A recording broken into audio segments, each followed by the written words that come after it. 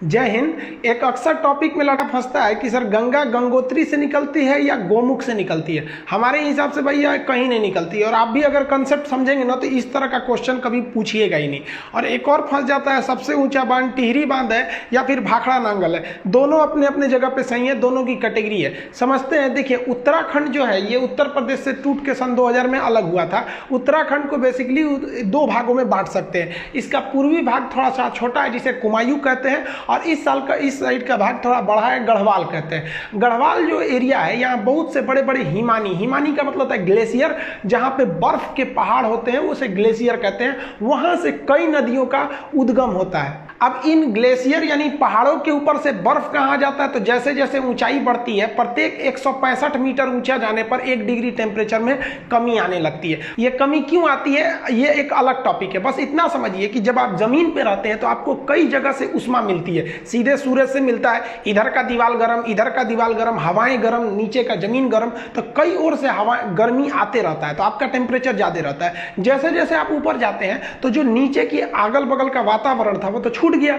अब केवल आपको सूर्य की गर्मी मिलती है, इसलिए ऊपर जाने पर टेम्परेचर घट जाता है। टेम्परेचर घटने से जो हवा की नमी होती है, जैसे नमी हमेशा हवा में बरकरार रहती है, गर्मी में दिखता नहीं है, ठंडी में दिखता। हम जब सांस छोड़ते हैं ना तो ठंडी में वो नमी दिखने लगती है, गर्मी में नहीं दिखता है। वही नमी इन पहाड़ों से टकरा कर एक बर्फ का स्रोत बना देती हैं, और वही नीचे से पिघल कर नदियों का उद्गम स्रोत बन जाता है। तो नदियों का उद्गम स्रोत पहाड़ी का हिमानी यानी ग्लेशियर होता है। अब जरा ध्यान से समझिए, गंगा इस तरह से निकलती है। ये हम 2 इमेज बनाएंगे, इसमें पूरा जगह नहीं लिखे हैं ताकि कॉम्प्लिकेटेड होगा, आपको समझने में दिक्कत हो जाएगी। जबकि अगर आप दूसरा इमेज देखेंगे तो उसमें हम सारी नदियों का नाम वगैरह लिख दिए, इसको हम आपको स्क्रीनशॉट लेने का टाइम दे देंगे। अब यहां समझिए, सबसे पहला जो एक जगह है उसका नाम है बद्रीनाथ। उस बद्रीनाथ में एक जगह है संतोपत हिमानी।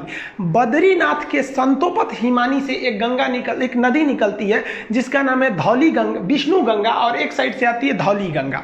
तो धौली गंगा और विष्णु गंगा 2 नदियां हैं। ये 2 नदियां आपस में आके मिल जाती है विष्णु प्रयाग में। प्रयाग का मतलब होता है मिलन स्थल। तो विष्णु गंगा और धौली गंगा आके मिलती है विष्णु प्रयाग में, और यहाँ इनकी गहराइयां बराबर हो जाती हैं लगभग। जब 2 नदियों के मिलने के वक्त में गहराई बराबर हो जाए तो उन नदियों का नाम चेंज कर दिया जाता है। यदि एक की गहराई ज्यादा दूसरी की गहराई कम तो नदी गहरी वाली नदी के नाम से ही नदी आगे बढ़ेगी। तो यहाँ लगभग गहराई बराबर हो जाती है विष्णु प्रयाग में, तो नाम बदलकर इस रेड वाली नदी का नाम रख दिया जाता है अलकनंदा नदी। यहां से यहां तक ये रेड वाली नदी है अलकनंदा नदी। अब इसको ओवरव्यू में समझिए। अलकनंदा आगे बढ़ती है, आगे जाकर एक नदी आके मिलती है जिसका नाम है नंदाकिनी नदी। मंदाकिनी अलग है और नंदाकिनी अलग है। नंद लाला जो है नंदाकिनी नदी आके मिलती है, तो वो नंदाकिनी नदी कम गहरी है, अलकनंदा ज्यादा है, तो नंदाकिनी यहीं समाप्त हो जाएगी भूगोल के हिसाब से। अब ये भी जगह तो मिलन स्थल हो गया। मिलन स्थल को प्रयाग कहते हैं, चूंकि नंदाकिनी नदी मिली है इसलिए इसे कहते हैं नंद प्रयाग। नंद प्रयाग के बाद नदी और आगे बढ़ती है, तो यहां आगे बढ़ती है तो एक और नदी आके मिलती है पिंडार नदी। पिंडार नदी जहां आके मिलती है उसे कहते हैं हम लोग कर्ण प्रयाग। तो कर्ण प्रयाग में पिंडार नदी आगे मिल गई। अलकनंदा जो है कहती है भाई तुम कम गहरा हो, तुम यहीं खत्म हो जाओ, आगे हम ही बढ़ेंगे। अलकनंदा आगे बढ़ती है तो एक और नदी आके मिल जाती है। वो नदी निकलती है केदारनाथ से, ये वाली निकली थी बद्रीनाथ से। उस नदी का नाम है मंदाकिनी नदी। ये मंदाकिनी नदी आके इसे मिलती है, ये जाके मिल जाती है यहाँ पर। मंदाकिनी कम गहरी, ये ज्यादा गहरी, इसलिए मंदाकिनी यहाँ समाप्त। अब ये मिलन स्थल है, इसका भी नाम प्रयाग रहेगा, तो इसका नाम हो जाता है रुद्र प्रयाग। रुद्र प्रयाग से नदी फिर आगे बढ़ती है, अभी भी अलकनंदा, इस रूट में बहुत गहरी है अलकनंदा। अब यहां से आती है उत्तर काशी जिला से। उत्तर काशी के पास एक जगह है गंगोत्री। अब गंगोत्री के पास एक एक्यूरेट पॉइंट की बात करेंगे तो वह है आपका गोमुख। वहां से एक नदी निकलती है जिसका नाम है भागीरथी नदी। ये भी बहुत बड़ी नदी है, उत्तराखंड के लोग मुख्य रूप से इसी को गंगा मानते हैं, ये वाले साइड को, ये उसकी सहायक समझते हैं। तो भागीरथी निकलती है, तो इस भागीरथी के बीच में एक नदी आके मिल जाती है भिलांगना। छोटी सी नदी कहती है भागीरथी चला यहीं पे खत्म हो जा, भिलांगना इसको लेके आगे बढ़ जाती है। और सॉरी भागीरथी भिलंगना को लेके आगे बढ़ जाती है और भागीरथी जाके इस अलकनंदा में मिलती है देवप्रयाग के जगह पे, और यहां पर दोनों की गहराई लगभग बराबर हो जाती है, तो इसका नाम हो जाता है गंगा।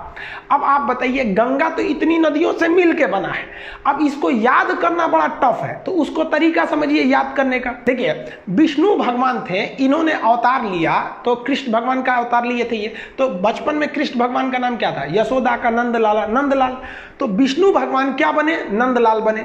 और ये जब बचपन में थे, आगे बढ़े, तो ये हमेशा इनके कान में बाली रहता था। आप देखेंगे कृष्ण भगवान कान में बाला पहनते थे और गले में उसके बाद रुद्राक्ष की माला। तो लाइन से याद रखिएगा, विष्णु भगवान से याद रखेंगे विष्णु प्रयाग, नंदलाला से याद रखिएगा नंद प्रयाग, कान में बाली पहनते थे तो कर्ण प्रयाग, गले में रुद्राक्ष की माला रखते थे तो रुद्र प्रयाग। और जब इतना चीज कर देते थे तो कृष्ण भगवान का जो रूप हो जाता था वो एक देव की रूप हो जाता था, और उनकी वाणी देव की वाणी हो जाती थी। अकेले महाभारत निपटा दिए फाइल अकेले, इन्हीं की तो मतलब उपदेशों को गीता में रखा गया है। तो लास्ट में वो किसका रूप ले लिए? देव का रूप ले लिए। यही 5 प्रयाग है जिसे हम पंच प्रयाग कहते हैं, जो हिंदू धर्म के हिसाब से ये पंच प्रयाग घूमना बहुत ही शुभ माना जाता है। उसे अपने जीवन में ये पंच प्रयाग घूमना चाहिए। तो कौन प्रयाग हो गया आपका? विष्णु भगवान से याद रखिएगा विष्णु प्रयाग, नंद प्रयाग, कर्ण प्रयाग, गले में रुद्राक्ष की माला तो रुद्र प्रयाग, और सकल हो गया इनका किस तरह से देव की भांति इनकी रूप हो गई तो देव प्रयाग। यानी 5 प्रयाग को मिला देते हैं पंच प्रयाग। तो सीक्वेंस आपको याद हो गया। अब पिछले स्लाइड पे चलते हैं। यहां देखिए ये वाला प्रयाग कौन सा होगा? विष्णु प्रयाग। विष्णु भगवान नंदलाला के रूप में जन्म लेंगे तो नंद प्रयाग, कान में पहनेंगे तो कर्ण प्रयाग, गले में रुद्राक्ष की माला तो रुद्र प्रयाग, और सकल हो जाएगा देव के भांति तो देव प्रयाग। ये नदियां हो गई। अब आप बताइए देव प्रयाग के आगे गंगा बनती है। तो बीपीएससी में क्वेश्चन पूछा था कि ये भागीरथी तथा अलकनंदा का संगम कहां होता है? तो वो होता है आपका देव प्रयाग में। समझ में गया?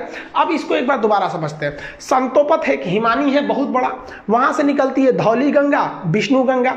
कहां मिलेगी? विष्णु प्रयाग में। नदी का नाम हो जाएगा अलकनंदा।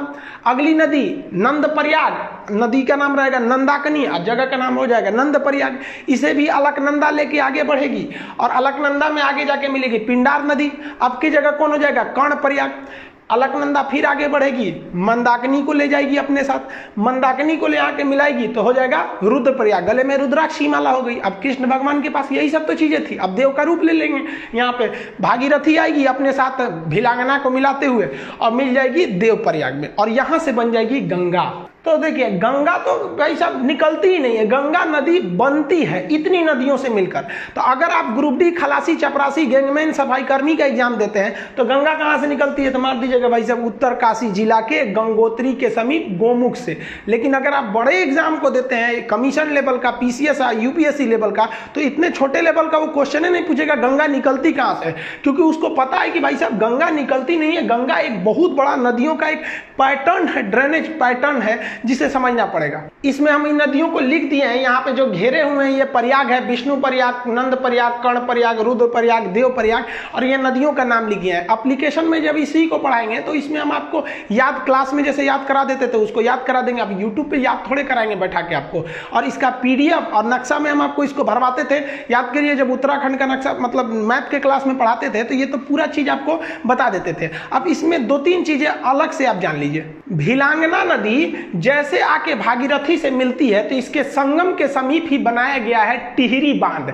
अब ये टिहरी बांध में पानी बहुत भयानक लग जाता है और इस टिहरी बांध पर खतरा होता है, इसलिए टिहरी बांध के पीछे एक सपोर्ट के लिए एक और बांध है जिसका नाम है कोटेश्वर बांध। तो टिहरी बांध किस पर है? भागीरथी नदी पर बनाया गया। इसके सपोर्ट के लिए कोटेश्वर बांध बनाया गया। जब भी बड़े बांध बनाए जाते हैं तो उसके सपोर्ट के लिए पीछे भी रहते हैं। जैसे भाखड़ा बांध बहुत बड़ा बांध है तो उसके पीछे एक और बांध है नांगल बांध। तो भाखड़ा अलग है, नांगल अलग है, ऐसे मिला के पढ़ देते हैं तो भाखड़ा नांगल एक लगने लगता है। अब दोनों बांध की कैटेगरी अलग है, दोनों में कौन ज्यादा ऊंचा है उसको समझिए। देखिए उत्तराखंड का जो टिहरी बांध है ये तो भागीरथी पर स्थित है, और पंजाब का जो भाखड़ा नांगल बांध है वो किस पर है? सतलज नदी पर।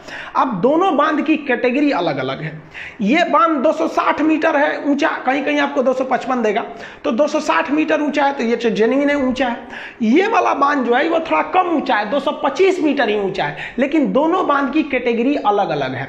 जैसे कोई लड़का है 6 फीट का और कोई लड़की है 5 फीट की, आपसे पूछा जाए सबसे ऊंची लड़की कौन है, तो इसको थोड़ा कहिएगा कि 6 फीट का, भाई साहब तो कैटेगरी अलग होगा, लड़की में तो 5 फीट को रखना पड़ेगा। लेकिन कह दे कि इन दोनों में सबसे ऊंचा इंसान कौन है, तो भाई लड़की भी इंसान लड़का भी इंसान, तब आप कहिएगा कि नहीं 6 फुट वाला ही है। तो यही एग्जाम में पूछता है कि सबसे ऊंचा ग्रेविटी बांध कौन सा है। तो देखिए इस बांध की जो कैटेगरी है वो ग्रेविटी कैटेगरी का है और ये बांध की कैटेगरी अर्थ फिलर है। ये बांध जब पढ़ाएंगे ना तो उसमें हम आपको बता देंगे कि बांध कितने टाइप के होते हैं, आर्क बांध कौन सा होता है, ग्रेविटी कौन कौन से कई टाइप के बांध होते हैं। तो कैटेगरी के हिसाब से पूछता है ये कि सबसे ऊंचा गुरुत्व यानी ग्रेविटी बांध कौन सा है। तो भाई साहब ये 260 होने के बावजूद इसको आंसर नहीं देंगे क्योंकि इसकी कैटेगरी अलग है, ये तो उस कैटेगरी में है ही नहीं है जिस कैटेगरी का क्वेश्चन पूछ रहा है। तब आपका आंसर हो जाता है भाखड़ा नांगल बांध। लेकिन जब क्वेश्चन कहेगा कि भारत का सबसे ऊंचा बांध कौन है, तो भाई साहब आप अर्थ फिलर हैं तब भी बांध है, ग्रेविटी है तब भी बांध है, आर्क बांध है तब भी बांध है। तो अब आपके लिए कैटेगरी का फाउंडेशन खत्म कर दिया और ओवरऑल में अगर कहेगा सबसे ऊंचा बांध कौन सा है तब हो जाएगा आपका टिहरी बांध, लंबा में हीराकुंड अलग हो जाता है वो सब। तो ये समझ में आ गया आपको। देखिए उत्तराखंड के लोग गंगा को मुख्य रूप से भागीरथी को गंगा कहते हैं और बंगाल के लोग भी गंगा को गंगा न कह के भागीरथी कहते हैं। और शास्त्रों में भी देखिएगा ना तो कई जगह गंगा को भागीरथी बोला गया है। आप बाहुबली का गाना सुनिएगा, जब वो शिवलिंग लेकर गंगा झरना के नीचे रख देता है, वहां गाना बजता है कि भागीरथी देख तेरे पास खुद शिव जी चले आए रे। तो आप इसको देखे होंगे ना, शिव तांडव वगैरह भागीरथी बोला जाता है। तो ये भागीरथी को लोग गंगा समझने लगते हैं और उस हिसाब से छोटे एग्जाम में बोल देते हैं कि उत्तरकाशी जिला के गंगोत्री हिमालय के गोमुख से निकलती है। जबकि आप ये कॉन्सेप्ट समझ गए, पंच प्रयाग यानी पांचों प्रयाग में कौन कौन सा सीक्वेंस याद करने का आपको हल्का सा यहाँ बता दिए। हालांकि एप्लीकेशन पे तो जब तक आप लोग क्लास के स्टूडेंट होंगे तो आपको पता होगा, ये सब तो पूरा याद ही करा देते थे। कैसे याद रखेंगे प्रयाग का जगह, तो ऊपर सबसे पहले होगा आपका विष्णु प्रयाग, विष्णु प्रयाग के बाद नंद प्रयाग, कर्ण प्रयाग, रुद्र प्रयाग और कृष्ण भगवान का रूप देव की तरह हो जाएगा तो देव प्रयाग। गंगा कहाँ बन गई, देव प्रयाग में बन गई। गंगा नदी जो पहाड़ी एरिया से निकलती है तो यहाँ वाले एरिया में ना जो गंगा नदी, यहाँ मानव बस्तियां बहुत कम है, चूंकि पहाड़ी एरिया है तो प्रदूषण बहुत कम है। और इस गंगा में ना एक बैक्टीरियोफेज पाया जाता है। बैक्टीरियोफेज एक ऐसा चीज होता है जो हानिकारक जीवाणुओं और विषाणुओं को मार के खा जाता है, इसलिए गंगा जी के पानी में कीटाणु वगैरह नहीं लगते हैं, वो बैक्टीरियोफेज की वजह से। आईबी का एग्जाम दिए होंगे तो पूछा होगा किसके वजह से गंगा जल में कीड़े मकोड़े नहीं लगते हैं, तो बैक्टीरियोफेज ऑप्शन सी पर था। तो ये ध्यान से रखिएगा आप लोग। और आजकल देखिए हम लोग की भी कुछ गलती है, गंगा नदी में जो क्षमता है उसको पुनर्निर्माण करने की, उसमें तो हम लोगों ने अत्याचार कर दिया। कानपुर से जब गंगा निकलती है एकदम गंदगी मचा देते हैं, तो हम लोग गंगा को कुछ ज्यादा गंदा कर दिया। वो तो लॉकडाउन हो गया तो जो हम लोग सोच रहे थे गंगा साफ करेंगे अपने से साफ हो गया, अभी थोड़ा सा ढील हुआ ना लॉकडाउन में, फिर गंदा करके हम लोग रख दिए। तो प्रकृति से हम लोग भी खिलवाड़ करते हैं तो प्रकृति हम लोग के साथ भी कर देती है कोरोना वगैरह देके। तो ये आप समझ में आ गया आप लोग को। इसका पीडीएफ वगैरह एप्लीकेशन जो पढ़ेंगे आप लोग, तो एप्लीकेशन पे इसका पीडीएफ और इसका जो टेस्ट हो गए अब तक कितने क्वेश्चन इससे रिलेटेड दिए गए उसमें दे देंगे। और न्यू रिक्रूटमेंट भी आ गया, आप देख रहे हैं, आप लोग को अब अच्छे से पढ़ना पड़ेगा, ये नहीं कि ऐसे छोटा मोटा पढ़ लेंगे तो रिजल्ट हो जाएगा। आई होप आप इसको समझ गए होंगे। मिलेंगे नेक्स्ट वीडियो में, तब तक के लिए जय हिंद।